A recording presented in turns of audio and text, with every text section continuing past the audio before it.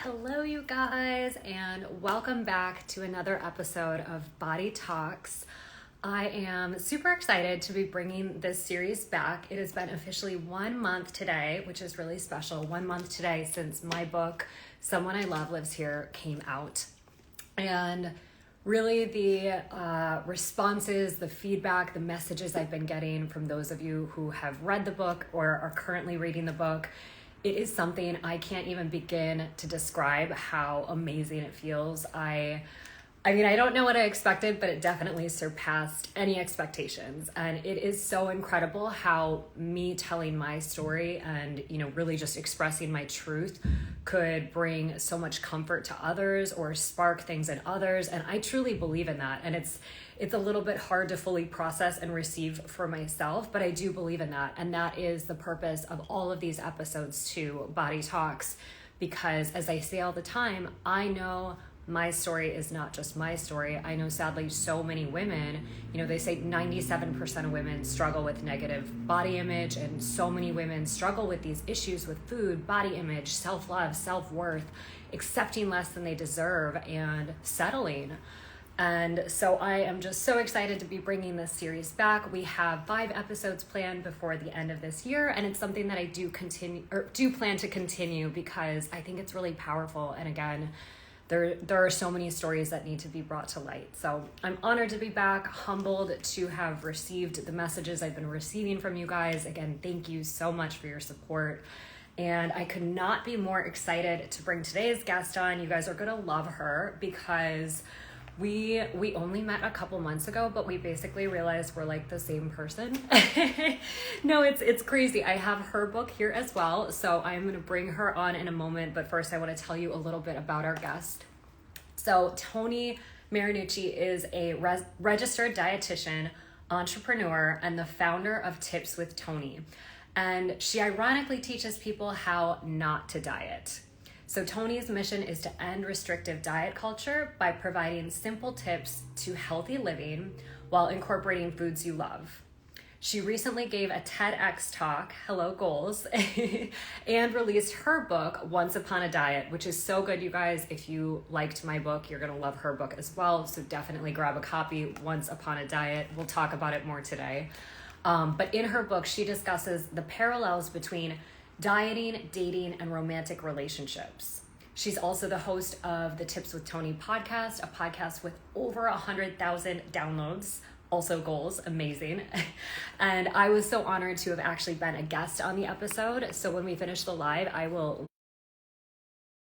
had so much fun getting to know Toni, and I know you guys are going to love her as well. So I'm excited to share more of her story and her wisdom with you today. And hello. How are you, Toni? How are you? You hear me okay? Yes, I think so. Hopefully we'll have good luck with the technology today. Good. How's it going? Good. How are you? So excited to have you here. I'm good. I'm excited. Sorry, my cats are going to be in Oh, the I love that. I'm a crazy cat lady and my husband's allergic. So I love when people, kitty cats, join the Zooms. What's your kitty's name?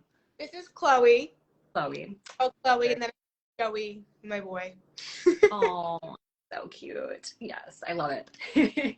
Well, welcome. Thank you so much for being here. I was just sharing how we had so much fun connecting, which has only been for a couple months because we realized we have so much in common. It's crazy. There's Yeah. so many connections. Like even in our books, like the first few chapters or sections.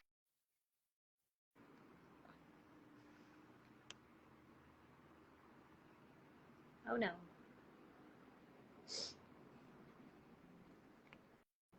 Okay.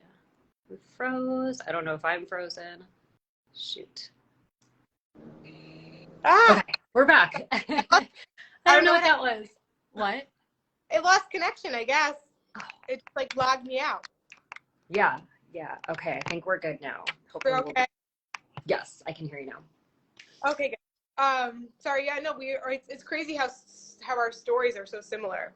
Mm-hmm. Totally.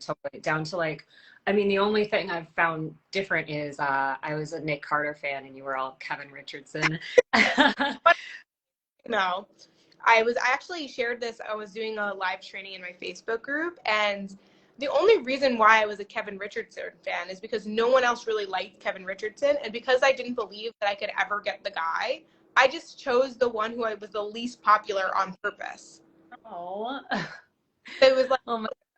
chances, like, it was so sad, but that's how my mind was thinking as like a little. Yeah.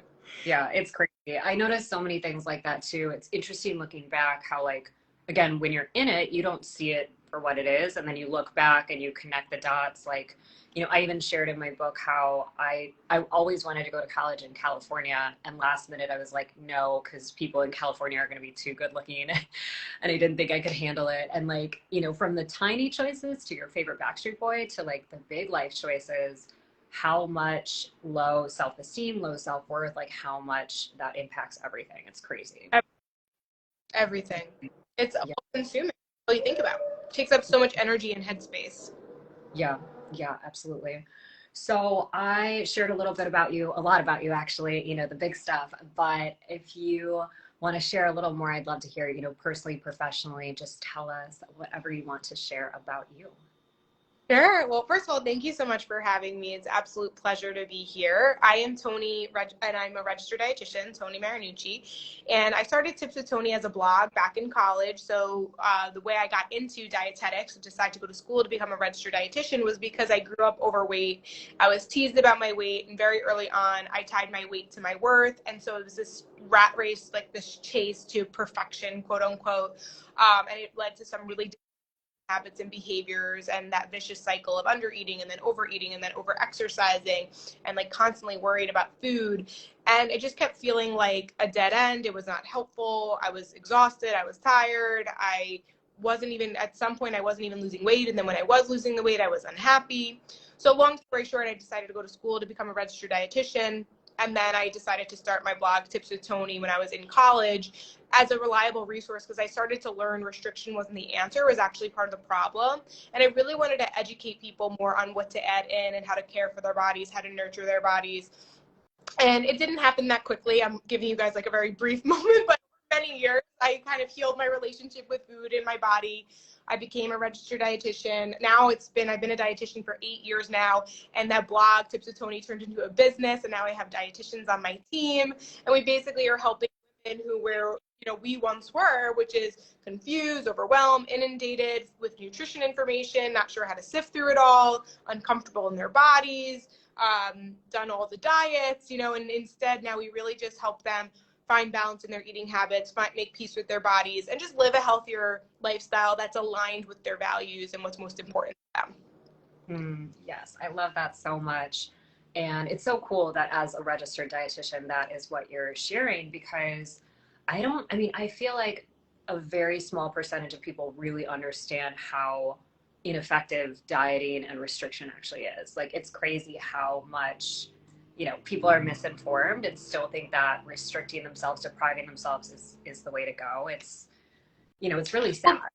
Yeah, because I think, and this kind of so the way I talk about diet, the parallels between dieting, dating, and romantic relationships. One example, so many people are chasing the honeymoon phase. So the reason why I'm bringing that up is because a lot of people think restriction's the answer because at one point it did work, but then they gained weight back, right? And then it's not working. It's just putting a Band-Aid on a bigger issue, right? And so a lot of people will keep going back to the restriction because it once worked then, but it's not sustainable. It's not supposed to work in the long run, right? So very similar in relationships. A lot of people are trying to revisit that honeymoon phase, which is all exciting and all that. But like the reality is that true sustainable, relationships can be happy, but it's not always rainbows and butterflies. It's not this like jolly thing all of the time, and it's never really going to feel like that.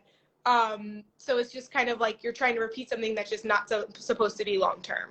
Mm-hmm. Wow, that's such a good way to explain it. I love that. I love that. And I do, again, we'll probably talk about the book a lot throughout this, just to again tell you guys, massive plug for Toni's book. But it is just so fascinating, the parallels, the connections between relationships and how we show up in relationships and how we show up with dieting patterns, restriction, with our eating habits. It is really fascinating. Yeah, I love that. So take us back. I'd love to hear, I mean, I know from the book, but I would love for you to share some of your earliest memories, like when it really started to hit you, when you started to realize that your body size meant something and what that looked like, your earliest memories of restriction or working out or anything like that. Yeah. So, I mean, from very early on, I always felt like I did dance. I was always the bigger girl on the dance team. I've always played sports. I was always the bigger girl on the sports teams. From very early on in childhood, I remember like all my friends had crushes who had crushes on them back. And like, I just never really had that. I just never got the attention. And then I also got like, stares at the, basically when I would be eating food, family members would kind of like glance at me, like narrow their eyes, puff their cheeks out, like you shouldn't go for more food, stuff like that. And so I would say I started to pick up on it, that there was something wrong. Like, but the saddest thing, Justine, is like, I was such a happy-go-lucky kid. Like joyful, happy child with no care in the world. I really just wanted everyone to be happy. If you're familiar with the Enneagram, I'm an Enneagram 9. I'm a peacemaker. I just want you to be happy. Like, that's all I care about. Like, but yet it's just like continuously pointed out to me, like, something's wrong with you, right? Then also watching like, Disney movies and watching all the Disney princesses with the same hourglass shape, getting the guy. Like, I just never really felt like I belonged. Something was like, made me feel like I was the odd one out. And so one of the really distinct memories is I loved to dance, absolutely loved to dance. And I would do, back in the days, if you grew up in the 90s, Barbie's dance workout was like my favorite thing. I'd pop that thing in the VCR. If you're younger than, 30, you might not know what a VCR is, but I popped it in the VCR. And I would do that, and I loved it. And I'll never forget that it was one day where I was in Florida with my grandparents. I was spending my Florida with them, and I would do that during the summers. And it was that day that I put in that VCR, like the Barbie's dance workout, where it wasn't about having fun anymore. It was like, I'm doing this because I need to lose this weight. Because at that point, I was in the 4th grade going into the 5th grade. And I was like, I'm going to be in the 5th grade. It's like it's like a senior in elementary school. It's like so cool, right? So it's like, this is the year that I'm going to lose the weight because I want my crush to like me back. And so even though I was always active, there was a different intensity and a different way in which I approached movement. And it went from this place of joy and fun to this place of punishment and like kind of waiting for praise, because I did get praise for the fact that I was almost like, it was like, okay, it almost became an excuse of the way that I was eating was somehow, okay, but well, at least she works out. It was like, as long as she's overweight and she's trying to do something about it, somehow it's like a little bit okay. And so it was like partly for approval from family members and other people who were kind of watching me making those faces for overeating. I wanted to show them like, no, I do want to change. And then also for like the kids teasing me at school, I wanted to be like, no, I can fit in. So that was as early as 9 years old. Yeah. Wow. So crazy. Yeah. I really relate to that too. I just look back and I even feel like in my childhood photos, like there's pre and post kind of that awareness, where before that I was the same thing, just so joyful. And even in elementary school, I remember being like friends with everyone and just, and life was good. And yeah, then there's a certain turning point where all these things come into play way too young and start to have this ultimate importance where, I even talk about like my activities totally shifted from doing creative things to, again, like shortly, around the same time for me, I was making myself run and calorie counting and like, it just shifted into obsessing over my appearance. And from sharing the summer thing too and reading your book, I also forgot about that, like growing up, how summer was always like this time, like a lot of pressure, but also like, all right, this is my chance. I'm going to come back and I'm like straight fired. Yeah. And the path continued going into high school, going into college. It was just big, like, this is it. I'm transforming myself. Yeah, absolutely. Yeah, that really brought that back for me. Like, oh yeah, like it was just kind of filled with a lot of anxiety too during that time. Cause so much. You can't, I can't like I felt like I wasn't worthy of like laying by the pool, which you go to the summer, you do, until I like did a lap around it, or until I swam some laps, or till I like went for a run/walk or whatever because I was like 10. like, you know what I mean? It's sad, but it's just, and I know I'm not alone because you've shared your story, I've shared my story, and as a result, there's so many people that have come forward and said, I was 7, I was 6, I was 5. It's so sad. Youngest as you have a memory is that we have mostly, and it happens to everyone, but mostly I would say a lot of women definitely get criticized very early on about their appearance, and are just completely held to this higher standard, and they're not, it's almost like robbing themselves of being a child. Yeah, absolutely. And I hear the same thing. It's like, some point 5 to 10, which is childhood, like not even preteen, like you are a child. It's people shouldn't comment on people's bodies. Ugh. No matter how old or young or anything. But I feel like it's especially inappropriate if they're a child, because that's not a conversation. We should be celebrating how smart they are, how fun they are, how creative they are, how kind they are, how sweet they are, how thoughtful they are. Like, those are the things that we need to be bringing out of kids, so that way they have the confidence to go into adulthood knowing that they're more than their bodies. Absolutely. That was so well said. Yeah. And looking back, same as you, I was really seeking the praise and started getting it. I got praise when I finally learned how to lose the weight. And looking back, I was 13 at that time. And I'm like, that's gross that, it was all adults commenting on my body and on my weight loss as an achievement. And yeah, totally. I mean, I think in general, we need to stop commenting on people's bodies, but definitely children and teens, it's just so inappropriate. Absolutely. Yeah, you never know what that person's going through or how they're doing it, and by you praising someone, they could be, now they feel this pressure to stick to something that's actually not healthy for them in the long run. Totally. Yeah, so I love how your book has the correlation between relationships and dating, and then habits with food, body image, all of that. And I see that with so many women, how this stuff, again, it's not just about the food, it's not just the body image, it shows up in all areas of our life and really seeps into other things. So can you tell us a little bit more about what that looked like for you, whether it was relationships, career, or both? How these issues that started in your childhood, how that showed up for you, as a young adult? Yeah, I mean, so many ways, but the one thing that I share about it a lot is I had such low self-esteem and so low confidence that, and I truly believe that my weight determined my worth, that I stayed in relationships so much longer than I needed to, like really settling for less than ideal circumstances, being cheated on, and feeling like, well, I should leave them. They were unfaithful. They lied about it even when I found out about it. It was like lie after lie after lie. And I had 2 very similar experiences, 2 long-term relationships where that had occurred. And I kept, like I said before, kept trying to, well, we had something when, or maybe, and then also too, like if I break up with them, I don't know the dating scene. Like, it's so uncomfortable. I don't really feel good in my skin. I'm not confident. Like, this is it, right? This is what I need to kind of figure it out. I need to work it out.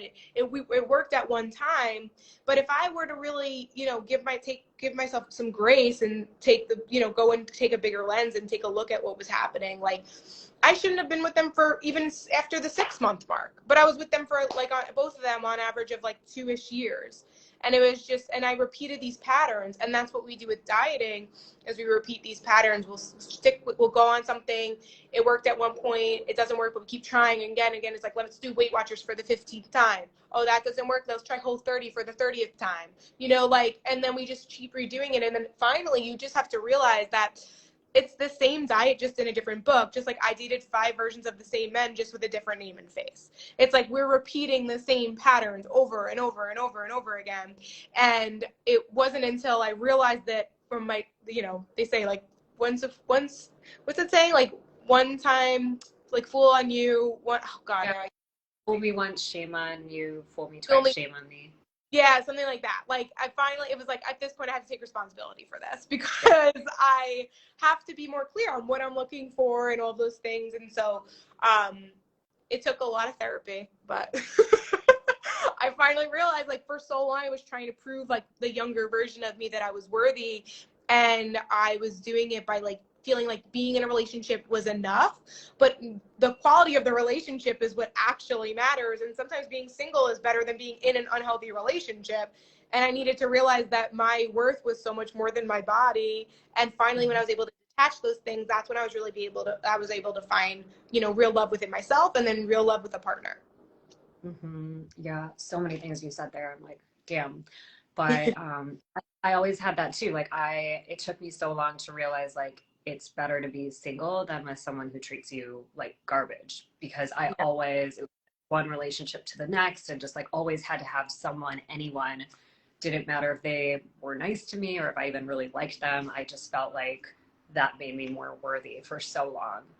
And then I love how you shared also, you know, I know it's so hard to do and so confronting to take a look at things, patterns in your life, and be like, oh, it's me.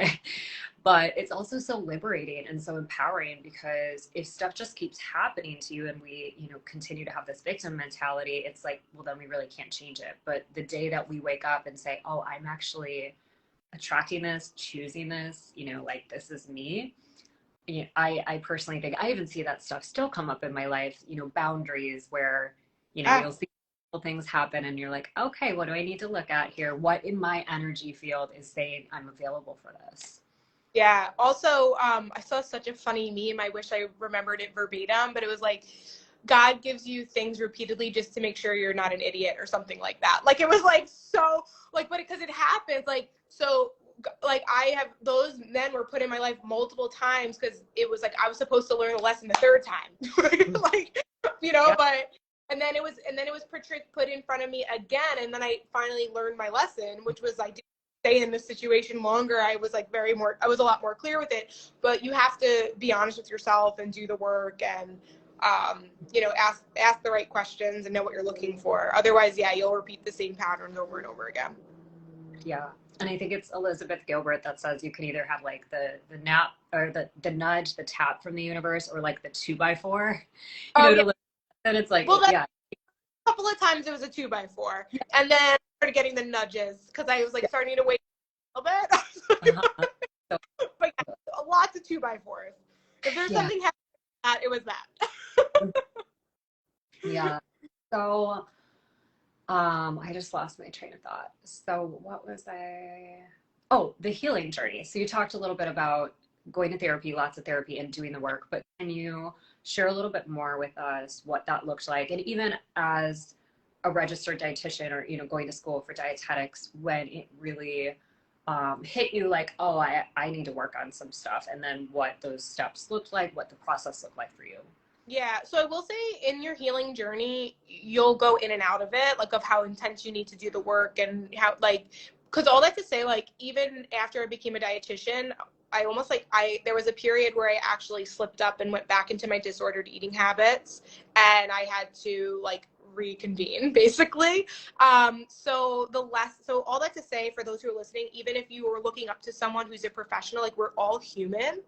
And I never allowed that to, like, play into like how I coach people at all. Like, I was just going through it on my own, but I got caught back up into, I need to look a certain way in order to be successful in my career. So it wasn't about like relationships per se, but it was like, as a registered dietitian, as an influencer, people are judging me on my body because if I look a certain way, therefore I somehow that makes me more educated, which is not true. And so I kind of played into that narrative at some point, and that was the turning point for me, because I realized, like, okay, if I keep going down this path, like, first of all, the book I was writing wouldn't have been about dieting and dating in a few, like, cute, fun way about talking about disordered eating. It would have been about like a straight up eating disorder, because like I got so caught up again. And so for me to detach from that, I really needed to define what was important to me. And it wasn't about looking a certain way. What was important to me was, how do I want to feel? And so I tell that to everyone. It's really, you have to focus on how you want to feel more than how you want to look. Because when you focus on feeling better, it doesn't matter your body size. When you feel good, you look good. You just give off this vibrant energy. And if we're being truly honest about how we care for ourselves, both physically and mentally, then our bodies are going to arrive at a size that are what our bodies are supposed to arrive at. We all have different genetics and different structures and body types and sizes and all that stuff. And so when we're genuinely, like, truly eating to make us feel good in a way that nourishes us, but also in a way that nourishes us physically and also nourishes kind of our soul. So we're not like depriving ourselves, but yet we're not over consuming where we feel sick and like eating past fullness. And really, like in simple terms, without having to go into a deep lesson about it, but like it's really just about finding the balance, right? And figuring out what does balance look like for me, not for you, not for my neighbor, for my friend. We're all so different. And I really needed to detach from what should I do or what would be the great thing. Because also, too, as a registered dietitian, and I have a master's in nutrition, I've been doing this for a really long time. I know food. I know the science of food. I know every single component to it. And sometimes that's too much knowledge because it like plays with your, so I almost had like unlearn that stuff just for me. Like I can teach it, but I also had to unlearn it because at the end of the day, what matters most is how does my body respond to it. So although I should, quote unquote, eat this, that, whatever, I'm going to do what my body tells me it feels really good. And I started to listen to my body because it's always talking to you. And I really used that as my guide. And then lots of trial and error of just finding what does balance look like to me, because I knew that restriction just eventually led to binging and overindulging. And I knew that overindulging didn't feel good either. So I needed to find a way to nourish my body in a balanced way and go back to when I was a kid where I would move my body for fun or for ways that I enjoyed rather than like a punishment, and really just kind of almost like get back to what my fun 9-year-old self before she was tainted by the world like was truly like already knew. Like she already knew what to do, but yet she's like got played into the narrative by the society, you know, so I had to like unlearn all the stuff that I picked up over the years and just go back to basics.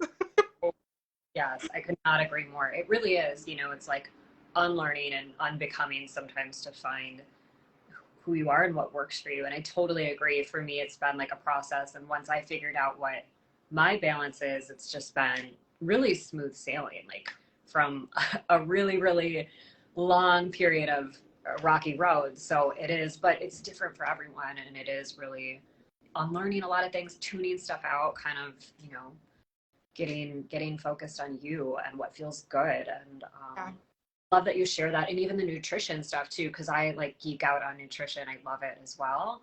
And I think it's fascinating. And I think everyone should have, you know, a good understanding of it. I wish I learned some of these things in high school, but I always say, but the years of algebra were really cool.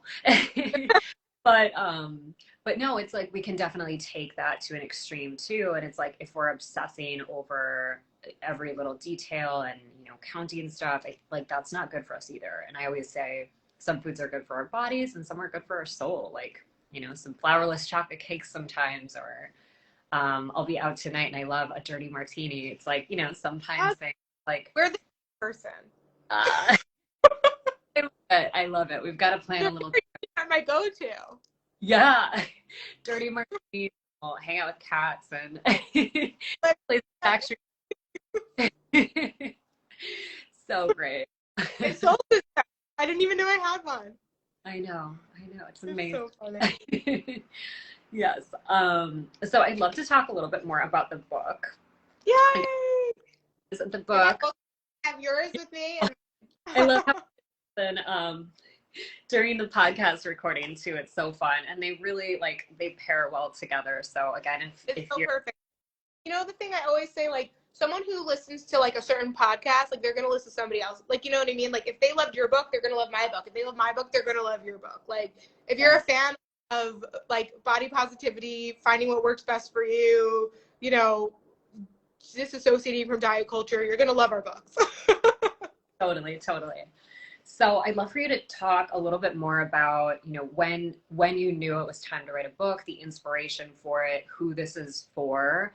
A lot of it came from working with a lot of clients and seeing a lot of patterns that not only showed up in your life, but in your clients' lives. So yeah, I'd love to know about kind of when you first knew it was time, and then just a little bit more about who this book is for. Yeah.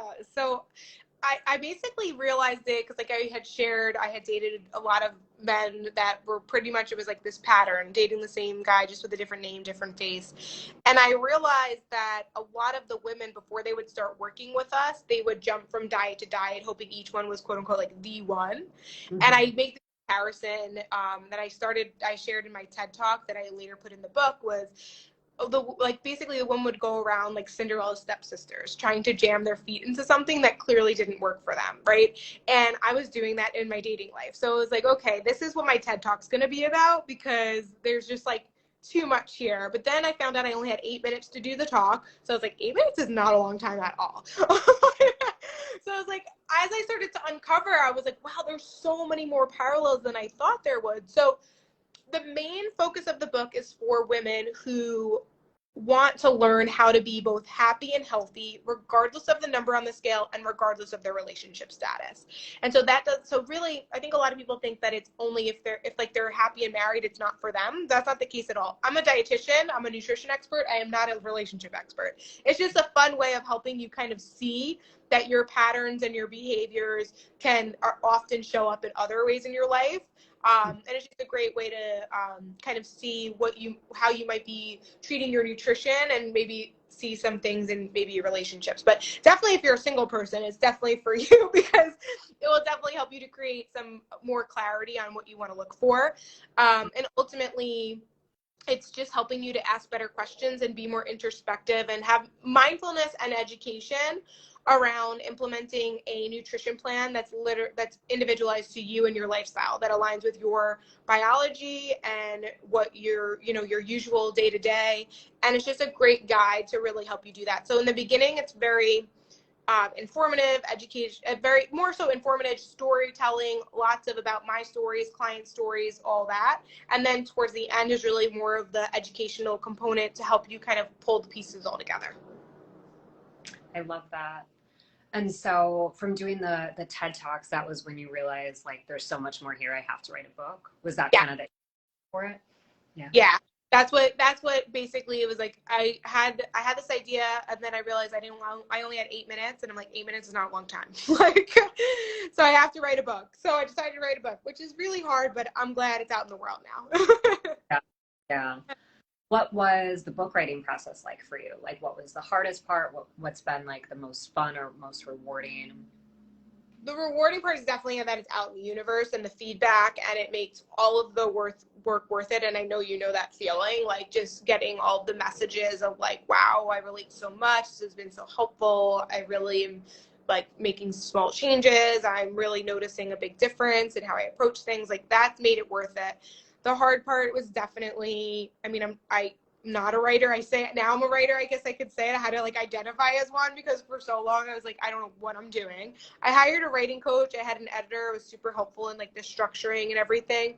But at the end of the day, like, I had to write when I didn't feel like it. And here I was like healing and trying to just do things that I wanted to do. And yet I'm like, I had to sit down and write on days that nothing was coming out. And it was just not fun. And then I had to revisit some unpleasant places. That wasn't fun. It's quite triggering. I've had hard conversations with family members to like give them a heads up, like, hey, this is how it was for me as a kid. I know you didn't intend to do it. But this is what happened, and I need to write about it because I know a lot of people have a very similar situation. So that was honestly the hardest part for me, was knowing that I was going to almost have to revisit those unpleasant places and have those hard conversations with family members about like just the introductory of the book is a lot of kind of where it all started. Mm-hmm. Yeah, I can totally relate to that. And when I gave my dad his copy, I don't think I breathed for like 48 hours until we talked.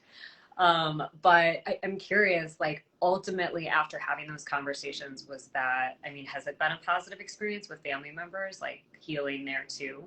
Yeah, absolutely. Like, actually, it was very refreshing. It also goes to show that I think a lot of times in our minds, we overemphasize how bad something can be. And then when the reality comes, it's not that bad. So in my mind, I was like, ready for everything, ready for them to never talk to me again, ready to think, yeah, I need to like restructure the book, take it out of the book, like all the things, like, everybody talking about it behind my back. Like, I went through all the things, and then I was so nervous, went out to dinner with my parents, and I had my boyfriend come with me, which I was like, first I was like, should I do it by myself? And I was like, maybe just in case, maybe they won't respond in a way that like they normally would if he's there.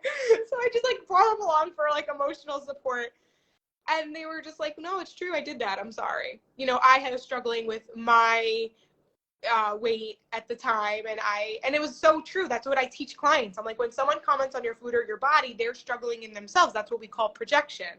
And my father literally said straight out, he was like, at that point I was struggling with my weight. I was only trying to be helpful. Like, I'm sorry. Like he said, I'm sorry. Like, I was like, wow, and then, yeah. And then unfortunately, my grandmother passed away, but she also was a part of my, journey, kind of making it known that I was overweight and it was uncomfortable. And that's where I would spend my summers in Florida with her.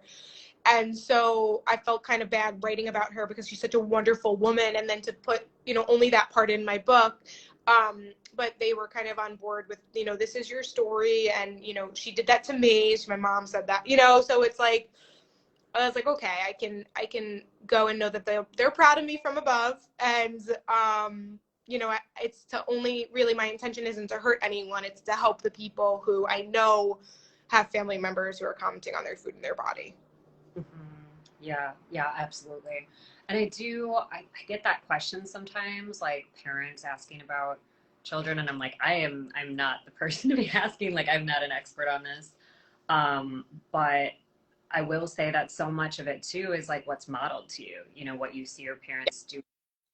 And so for me, that was a big part of my story too. I was nervous sharing parts of my mom's story because, I saw her pointing out flaws apart her body, even though she's always been beautiful, and I realized early on that like, oh, that's what women do. We like criticize our flaws, and that's part of being a woman. But yeah, it is, whether parents are saying things to you directly or modeling things to you, it's like both, I think, can be very impactful. And Yes. also, like, I think especially when we were growing up, it was the sentiment of like, they're kids, they don't know what's going on. Like, and now with studying psychology, like obviously we know that's when like all the programming is happening. That's like the most crucial time in our lives where we're making all these decisions about who we are and, decisions about the world. So I think we're definitely moving forward, and, but yeah, it's crazy. Just, looking The way that yeah. the way that we're moving forward is because of people like you and the people you help. And the only way to truly, if those who are watching who have children, the only way to help your child in having better self-confidence and better body image is you healing your own. Right. Because you're so true, Justine. Like, it doesn't matter even what you say. It matters what you do. They're watching. Mm-hmm. They are watching. And so the way we're getting better at it is we're healing. We're all healing. The more we heal, the less like we're going to pass that on, and then we're going to have a lot more confident, happy women in this world. Yeah, absolutely. So then one final question before we do go. I'd love to hear, so if a woman is where you were, like maybe at your lowest point and really struggling in relationships, settling for less than she deserves, and really struggling with disordered eating, with food, body image, all of this, what would you tell someone who's there, like first steps, someone who is ready to start a healing journey or take that next step? What advice would you share? Patience. Commit. And flexibility. So you have to go all in on the process, but that doesn't mean that everything you do is 100%. So you have to go all in on committing that you are going to take the small baby steps. So you're going all in, but you're not going all in on like, I'm changing everything overnight. You're going all in on being done with diets. You're done looking outside yourself. Instead, you're either one, going to get a professional to help you, because that's always super, super helpful. Or two, just start taking small steps on what makes you feel better. Getting good night's sleep, drinking lots of water, eating balanced meals, moving your body in a joyful way, not in a crazy and intense way. Like, these are the basics. You have to master the basics first. And you'll find that, believe it or not, when you just do the basics of self-care, like drinking water, believe it or not, that's more self-care than getting a manicure. Okay?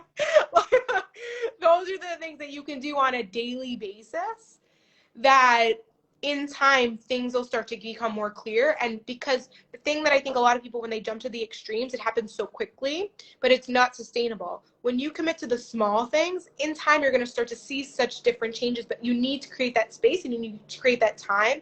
Once you do it consistently for enough time, you'll look back and you'll be like, oh my God, Justina's right. Toni was right. Like, I can do this. I just need to be patient. I just need to be patient and slowly learn to take care of myself better. Mm-hmm.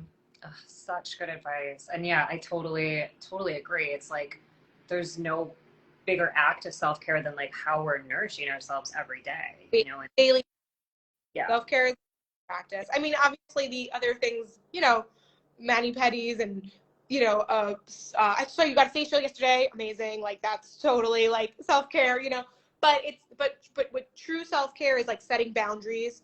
True self-care is stop people pleasing. True self-care is defining what's important to you and following through with it, you know, and just being there for yourself.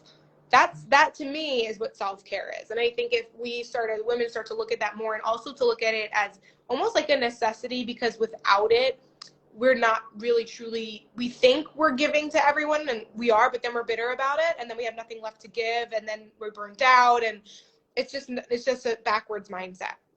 Mm-hmm. And we need to pour into ourselves first so then we can outpour into others. Mm-hmm.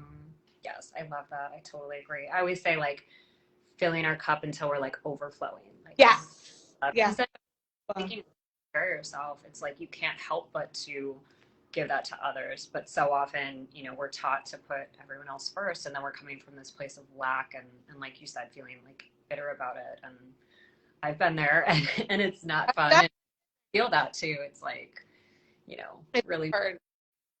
What's that? No, it's like, it's hard, you know, when you're in that place. It's like a catch-22. Now you're caught up taking care of everybody else, and there's no space or time for you to take care of yourself. So you have to like reinvent it. You have to like recreate it. Mm-hmm. Yeah. And I love that you shared, you know, starting with the small things, the really small things, because yeah, especially around New Year's, I'm sure you also cringe when people are just like, well, I'm going to do this and this. It's like, you know, just that's feel terrible when we can't sustain things. So yeah, it's a distraction. Yes. Awesome. Well, you guys definitely, again, it's Once Upon a Diet by Toni Marinucci. Definitely grab her book. It is, thanks. Of our books, you better have them both. Yes. Oh my God. We should plan something to make them get. Yes. But thank you so much, Toni, for being here. So much value shared. And Thanks for having me. Yeah, love connecting with you, and love how we always find new layers of how much we're twins. Enjoy your dirty. Enjoy your dirty martini. And now you're making, I think I have to buy olives because I have the vodka. Wait, blue cheese olives for you? Oh, I could do blue cheese. I do any olives, but I could do blue cheese olives. I like have to have the blue cheese olives. 2 weeks ago in New Orleans, they like stuffed them for me. They're like, we have blue cheese. We could stuff them. I'm like, yes, you should. Oh my God. Amazing. That's amazing. It's funny. I actually don't love blue cheese like plain or like on a salad, but I like it in the olive and the martini. Yeah.